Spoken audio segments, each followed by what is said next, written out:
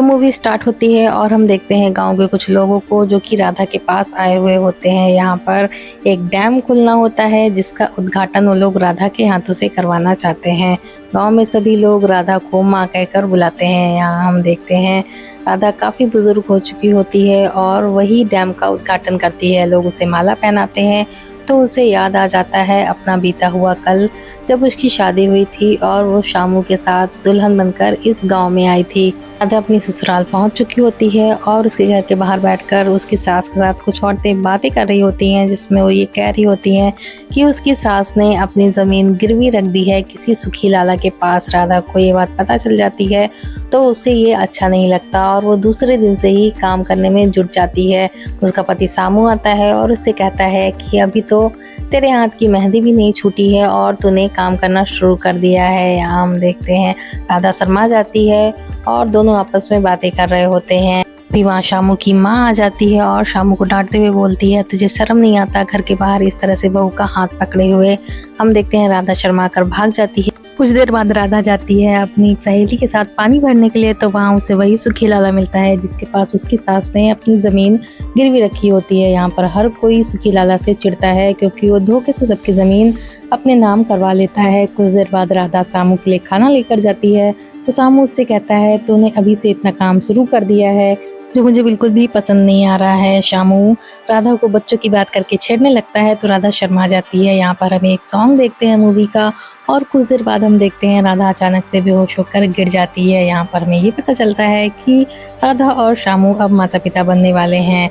शामू को बेटा होता है जिससे शामू बहुत ज़्यादा खुश हो जाता है। वो अनाज लोगों में बांटने लगता है। तभी वहाँ पर सुखी लाला आ जाता है। वो शामू से कहता है, तुम्हें अपने हिस्से का अनाज बांटना चाहिए, तुम मेरे हिस्से का अनाज लोगों में क्यों बांट रहे हो।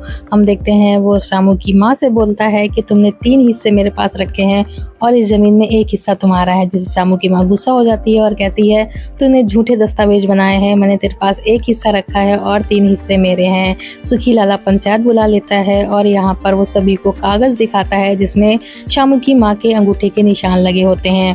पंचायत का फैसला सुखी लाला के पक्ष में चला जाता है और शामू और उसकी बीवी को कड़ी मेहनत करने के बाद भी खेतों से कुछ हासिल नहीं हो पाता क्योंकि 3 हिस्से की फसल सुखी लाला ही अपने कब्जे में कर लेता है। हम देखते हैं शामू का परिवार भी बढ़ने लगता है और अब शामू के 2 बेटे हो चुके होते हैं। यहाँ पर शामू का छोटा बेटा कुछ ज्यादा ही तीखे मिजाज का होता है। वो सुखी लाला से काफी चिढ़ता है क्योंकि सुखी लाला ने बेईमानी से लोगों की जमीनें हथियाई होती हैं। हम देखते हैं सुखी लाला फसल पर अपना हिस्सा मांगने आता है तो बिरजू उसे झगड़ने लगता है और उसकी छतरी छिनाकर तोड़ देता है। सुखी लाला गुस्सा हो जाता है और कहता है, इसकी भी रकम मैं तुम्हारी पैसे में जोड़ दूंगा। हम देखते हैं रात में सभी लोग खाना खा रहे। तब बिरजू की दादी उससे गुस्सा होती है और कहती है, तेरी वजह से आज 5 रुपए की रकम और बढ़ गई है। वो बिरजू से कहती है, अगर तुझे इतना ही शौक है तो जाकर पढ़ाई कर और सीख ले कि लाला ने अपने हिसाब में क्या लिखा हुआ है, तब हम लोगों का पैसा जल्दी से अदा हो सकता है। यहाँ पर राधा अपने बेटे को लेकर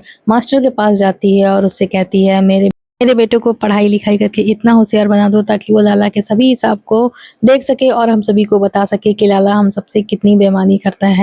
पर बिरजू ठहरा बदमाश बच्चा वो मास्टर को भी गुलेल से मारकर वहां से भाग आता है। शाम को सभी खाना खा रहे होते हैं तभी बिरजू की दादी उससे गुस्सा होती है और जाकर उसे एक पेड़ से बांध देती है और अपनी बहू से कहती है कि इसे अगर किसी ने खाना दिया तो मुझसे बुरा कोई नहीं होगा। पर राधा ठहरी माँ उसे खाना खिला ही देती है। हम देखते हैं बिरजू पहुंच जाता है सुखी लाला के घर जहाँ पर सुखी लाला की बेटी चने खा रही होती है।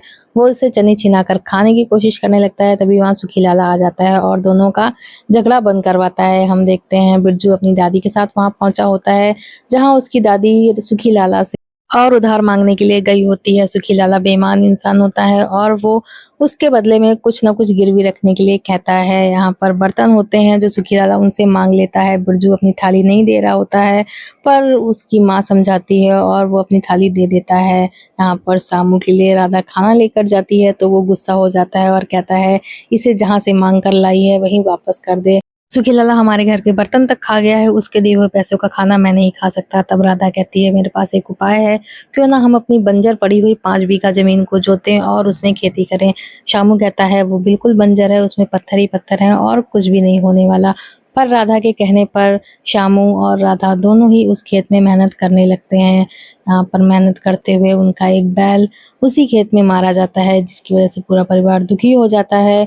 और तभी सुखी लाला आ जाता है अपने पैसे वसूलने के लिए। यहाँ पर श्यामू को गुस्सा आ जाता है और वो सुखी लाला से लड़ाई करने लगता है। वो कहता है, हमारा बैल मारा गया है और तुझे अब भी पैसों की पड़ी हुई है। सुखी लाला गुस्सा हो जाता है और बैल की घंटी ही लेकर वहाँ से चला जाता है। यहाँ पर श्यामू की माँ उसको समझाती है कि ऐसा करने से हालात नहीं सुधरने वाले।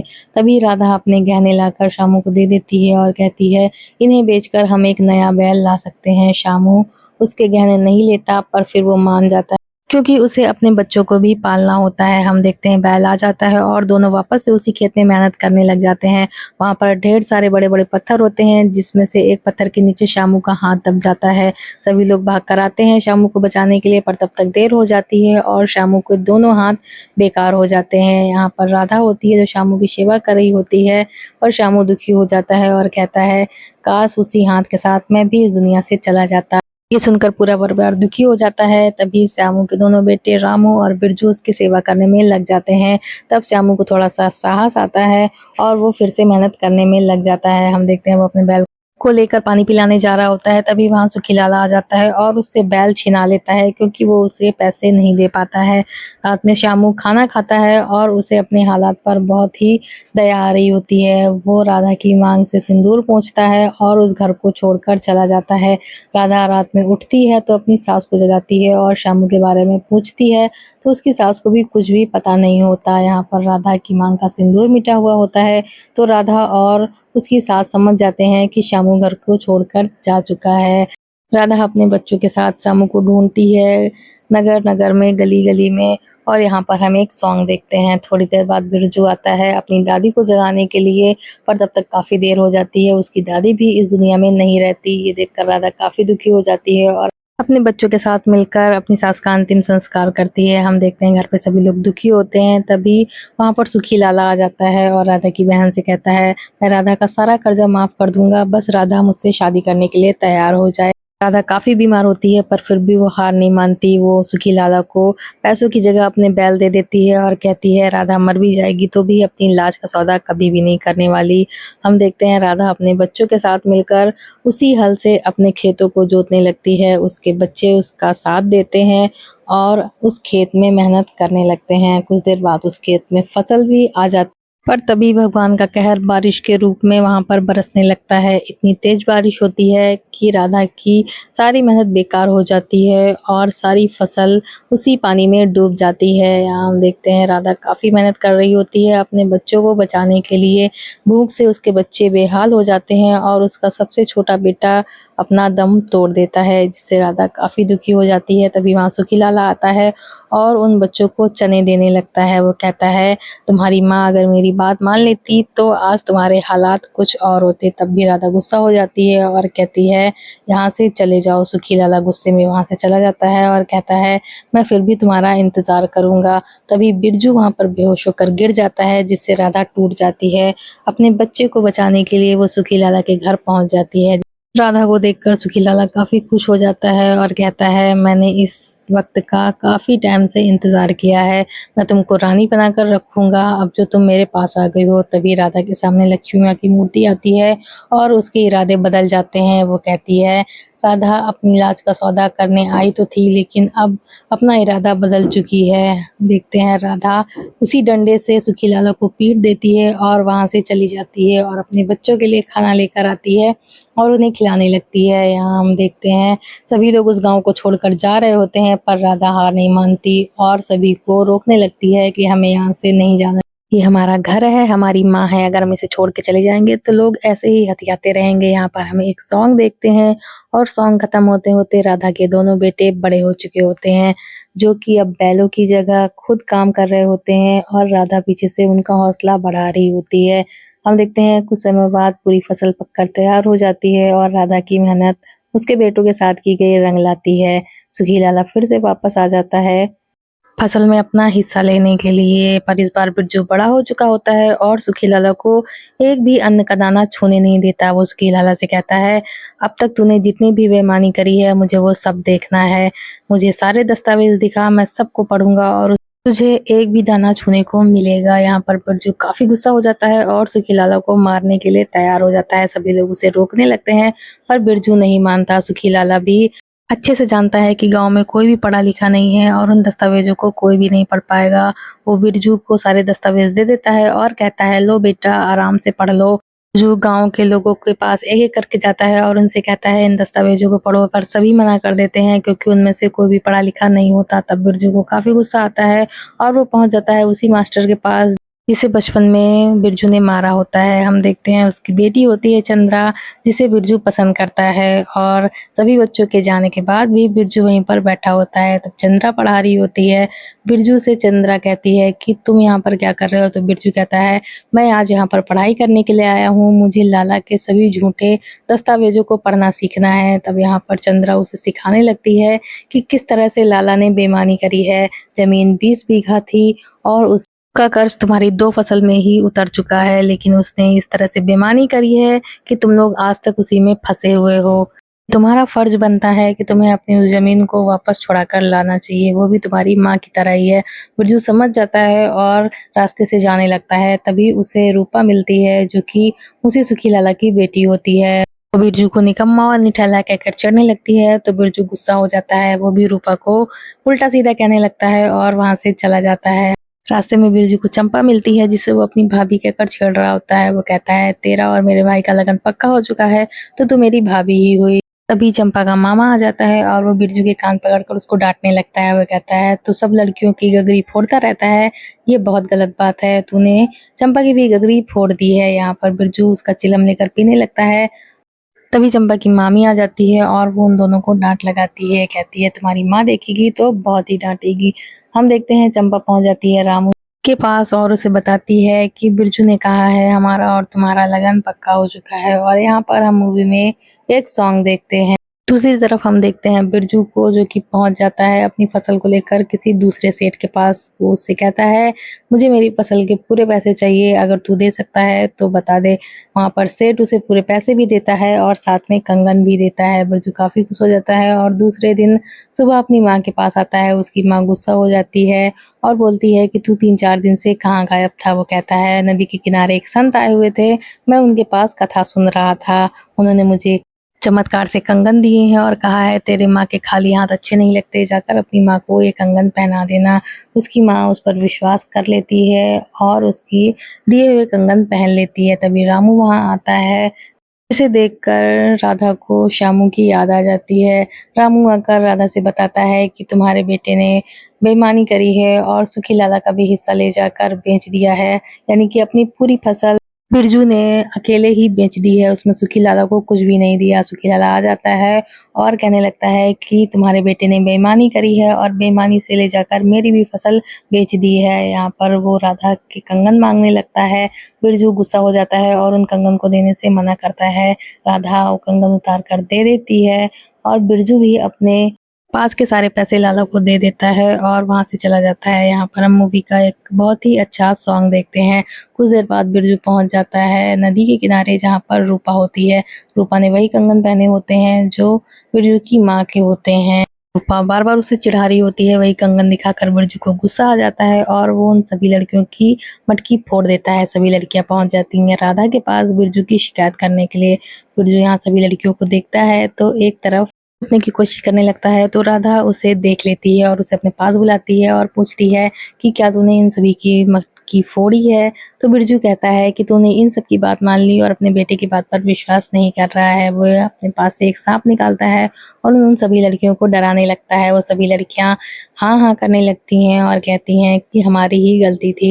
यहाँ हम देखते हैं सभी लड़कियां चली जाती हैं तो बिरजू और रामू मिलकर राधा के लिए खाना बनाते हैं। राधा गुस्सा होती है पर वो दोनों बड़े ही प्यार से राधा को मनाने लगते हैं और अपने हाथ से बनाया हुआ खाना राधा को खिलाने लगते हैं। यहाँ पर राधा कुछ देर बाद वो खाना खा लेती है लेकिन रामू को बोलती है कि मैं इससे अभी भी गुस्सा हूँ, इससे कह दे ये मुझसे बात ना करे। वो दोनों को एक रस्सी में बांधती है और बिस्तर पर लिटा देती है। वो रस्सी पकड़ लेती है और दोनों पर पंखा हाँकने लगती है। वो कहती है तुम दोनों की सारी हरकतें मैं जानती हूँ, अब तुम दोनों का ब्याह करवाना पड़ेगा, तभी तुम दोनों सही रास्ते पर आ पाओगे। हम देखते हैं रामू रात में उठता है जब उसकी माँ सो जाती है और खीर लेकर पहुंच जाता है चंपा को खिलाने के लिए। हम देखते हैं रामू उसे हाथ देकर ऊपर बुला रहा होता है, तभी चंपा की मामी की नींद खुल जाती है और वो चंपा को भटकते हुए देखती है और सोचती है कि उसने फांसी लगा ली। वो रोने लगती है, तभी उसका मामा छत पर जाता है और देखता है कि वहाँ रामू है। दूसरी तरफ हम देखते हैं राधा को, जो कि अपने दूसरे बेटे यानी बिरजू के लिए पहुंच जाती है मास्टर के पास उसकी बेटी का हाथ मांगने के लिए। जब वो बिरजू के बारे में बात करने लगती है तो मास्टर मना कर देता है और कहता है बिरजू की संगत अच्छी नहीं है और वो जुआ भी खेलता है और तो और लड़कियों की मटकियां भी फोड़ता रहता है। ये बात बिरजू सुन लेता है और पहुंच जाता है रूपा के पास। वो रूपा से कहता है कि तूने ही सबको ये बात बताई है कि मैं लड़कियों को छेड़ता हूँ और उनकी मटकी फोड़ता हूँ। यहाँ पर वो रूपा को मारने के लिए जाता है, पर तभी उसकी माँ यानी कि राधा वहाँ आ जाती है। वो बिरजू को ही बुरा भला कहती है और उसे वहीं छोड़कर चली जाती है। उसके जाने के बाद चंद्रा वहाँ आती है और बिरजू से कहती है हमारी शादी नहीं हो सकती तो क्या हुआ, तेरी दुल्हन वो जमीन है जो लाला के पास गिरवी है, तुझे 20 बीघा जमीन लाला के पास से छुड़ानी होगी। बिरजू फैसला कर लेता है कि वो अपनी जमीन लाला के पास से जरूर छुड़वा कर रहेगा। दूसरी तरफ हम देखते हैं रामू और चंपा की शादी हो जाती है और दोनों काफी खुश होते हैं। कुछ समय बाद रामू पिता बनने वाला होता है, उसी के लिए राधा काफी खुश होती है और जा रही होती है पानी भरने के लिए। तभी वहाँ बिरजू आ जाता है। बिरजू को जब ये बात पता चलती है तो वो काफी खुश होता है और अपनी माँ के हाथ से घड़े ले लेता है और पहुंच जाता है पानी भरने के लिए। यहाँ पर सभी लड़कियां खड़ी होती हैं और इस बार बारी होती है बिरजू की। सभी लड़कियां एक एक करके सारे मटके फोड़ देती हैं और बिरजू पूरा भीग जाता है। वो गुस्से में वापस आता है और घर में चक्की जलाने लगता है। तभी उसे पता चलता है कि अब वो चाचा बन चुका है और एक छोटा सा बच्चा उनके घर में आ चुका है। हम देखते हैं होली का सीन, जहाँ पर सभी लोग काफी खुश होते हैं और रंग खेल रहे होते हैं। इसी खुशी के माहौल में रूपा वो कंगन पहन कर आती है जो कि राधा के होते हैं यानी कि बिरजू की माँ के। बिरजू जब उन कंगनों को देखता है तो उसे काफी गुस्सा आने लगता है और जबरदस्ती रूपा के हाथ से वो कंगन निकालने की कोशिश करने लगता है। तो सब लोग ये समझते हैं कि बिरजू लड़कियों को छेड़ रहा है। यहाँ पर राधा को गुस्सा आ जाता है और वो बिरजू को लाठियों से मारने लगती है। तभी वहाँ रामू और उसकी बीवी आते हैं जो राधा को बताते हैं कि रूपा कम नहीं है और वो हमेशा बिरजू वो छेड़ती रहती है और उसके दिल में बिरजू के लिए गलत इरादे हैं। जब बिरजू ने उसे अपनी बहन बनाना चाहा तब भी उसने बिरजू की बात नहीं मानी और आज होली पर फिर से उसे कंगन दिखाकर चिढ़ा रही थी। तभी बिरजू उठकर बोलने लगता है कि लाला मुझे मेरी माँ के कंगन दे दे, अगर तूने वो कंगन नहीं दिए तो अच्छा नहीं होगा। लाला यहाँ पर गुस्सा हो जाता है और कहता है अगर बहुत ही कंगन पहनाने का शौक है तेरी माँ को तो मैं कंगन पहना देता हूँ। जिससे बिरजू गुस्से में आ जाता है और वो लाला को मारने के लिए जाता है। तभी यहाँ सभी लोग बिरजू को पकड़कर पीटने लगते हैं और राधा बीच में आ जाती है। वो कहती है मेरे बच्चे को इतना मार लिया है, अब इसे छोड़ दो, मैं इसकी गारंटी लेती हूँ अब ये किसी को परेशान नहीं करेगा। राधा के कहने पर सभी लोग मान जाते हैं और बिरजू को छोड़ देते हैं। दूसरी तरफ लाला अपनी बेटी को लेकर जाता है और उसकी शादी के लिए बात करने लगता है। वो कहता है जल्दी से जल्दी इसकी शादी इसे यहाँ से भेजना है। दूसरी तरफ हम देखते हैं बिरजू को, जो कि गांव जाकर किसी की बंदूक चुरा कर ले आता है। राधा उसे देख लेती है, वो बंदूक को अपने खेतों में छुपा रहा होता है। जब राधा उससे पूछने जाती है कि तू क्या छुपा रहा है तो बिरजू कहता है मैं बंदूक लेकर आया हूँ और इसी बंदूक से लाला को मौत के घाट उतारूंगा। राधा उसे समझाने लगती है पर बिरजू नहीं मानता है। वो काफी ज्यादा गुस्से में होता है, कहता है अगर मैं लाला को मार दूंगा तो इस गांव में सभी लोग चैन से जीने लगेंगे, लाला मर जाएगा तो सभी के कर्जे भी माफ हो जाएंगे और सबको अपनी जमीन वापस मिल जाएगी। राधा नहीं मानती और अपने बड़े बेटे रामू को बुला लेती है। वो भी बीच में आता है पर फिर भी बिरजू नहीं मानता। राधा उसे बहुत रोकने की कोशिश करती है पर बिरजू नहीं रुकता और उन सभी को छोड़कर लाला को मारने के लिए पहुंच जाता है। हम देखते हैं वो लाला को मारने की कोशिश करता है पर लाला ये आदमी बिरजू पर ही गोली चला देते हैं। हम देखते हैं बिरजू आकर अपने खेतों में छुप जाता है, वहां उसे राधा आकर देखती है। तभी सुखी लाला गांव वालों को इकट्ठा करके बिरजू के पास आ जाता है उसको मारने के लिए और लोगों से बताता है कि राधा ने ही इसको भेजा था मुझे मारने के लिए, इन खेतों में आग लगा दो और ये बिरजू यहीं पर मर जाएगा। राधा बहुत कोशिश कर रही होती पर लोग खेतों में आग लगा देते हैं। हम देखते हैं बिरजू वहां से निकलकर किसी तरह से बंदूक लेकर भागने लगता है। राधा उसे रोकने की कोशिश करती है पर वो नहीं रुकता। कुछ समय बिरजू लौटता है एक खूंखार डाकू बनकर। वो अपने लोगों को इकट्ठा कर चुका होता है और यहाँ पर वो एक बारात को लूटने के लिए आया होता है। लेकिन जब वो दुल्हन के पास जाकर उसका घूंघट उठाता है तो उसे सामने चंद्रा नजर आती है, जिसे देखकर वो काफी दुखी हो जाता है और बगैर कुछ बोले ही बारात को लूटे बिना वहां से चला जाता है। दूसरी तरफ हम देखते हैं राधा को, जो कि अपने बेटे के इंतजार में अब काफी बीमार हो चुकी होती है। सुखी लाला उसके पास आता है और कहता है कि बिरजू ने खत भेजा है कि वो रूपा की शादी वाले दिन वो रूपा को जरूर उठा कर ले जाएगा। एक तुम ही हो जो मेरी इज्जत बचा सकती हो। राधा वादा कर देती है कि अपनी बेटी की शादी करो, बिरजू कुछ नहीं करेगा। यहाँ पर रामू गुस्सा होता है पर वो भी अपनी माँ का साथ देता है। उसी दिन बिरजू आता है रूपा को मंडप से उठाने के लिए, पर राधा उसे रोकने की कोशिश करने लगती है। पहले तो बिरजू अपनी माँ को देखकर पिघल जाता है, पर फिर उसे सुखी लाला के सारे किए हुए कारनामे याद आ जाते हैं कि किस तरह से उसने सबको परेशान करके रखा है। वो अपनी माँ को वहीं छोड़कर पहुंच जाता है उस जगह पर जहाँ पर रूपा की शादी हो रही होती है। सभी लोग बिरजू और उसके साथियों को देखकर डर जाते हैं। बिरजू सीधे पहुंचता है सुखी लाला के पास और उससे सारे कागजों को लेकर बिरजू उसमें आग लगाने लगता है। तो सुखी लाला उसके पैर पड़ता है कि उसे ऐसा नहीं करना चाहिए, सबका हिसाब किताब गड़बड़ हो जाएगा। पर बिरजू कहता है उसने लाला की तरह सारे हिसाब किताब सीख लिए हैं और अब वो इन सबको जलाकर ही दम लेगा। यहाँ पर वो लाला को गोली भी मार देता है और उन सारे कागजों को भी जला देता है। फिर पहुंच जाता है रूपा के पास जहाँ पर रूपा की शादी हो रही होती है। यहाँ पर रामू सामने आ जाता है और कहता है माँ ने लोगों को जुबान दी है, इसलिए मैं तुझे रूपा को नहीं ले जाने दूंगा। यहाँ पर बिरजू और रामू की लड़ाई होने लगती है। तभी बिरजू की भाभी बीच में आ जाती है और वो रूपा को लेकर एक तरफ भाग जाती है। राधा बीच में आती है और वो दोनों को बचाने लगती है, पर बिरजू के साथ ही आकर रूपा को पकड़ लेते हैं। यहाँ पर बिरजू अपने घोड़े में रूपा को बैठा कर जाने लगता है तो राधा उसे पीछे से रोकती है और कहती है तू इसे लेकर कहीं नहीं जा सकता, ये गांव की बेटी है। बिरजू कहता है तू मेरी माँ है, तू भी मुझ पर गोली नहीं चला सकती। यहाँ पर राधा अपनी बंदूक उठाती है और बिरजू पर गोली चला देती है, इससे बिरजू वहीं पर गिर जाता है। उसके बाद राधा जाती है अपने बेटों को देखने के लिए, लेकिन तब तक बिरजू इस दुनिया को छोड़कर जा चुका होता है। तभी से सभी लोग राधा को माँ कहकर बुलाते हैं और उसका मान सम्मान करने लगते हैं। आपको मूवी एक्सप्लेनेशन कैसा लगा जरूर बताइए और प्लीज चैनल को सब्सक्राइब करिए। अब से लगातार वीडियोस आते रहेंगे। हमारे साथ जुड़ने के लिए धन्यवाद।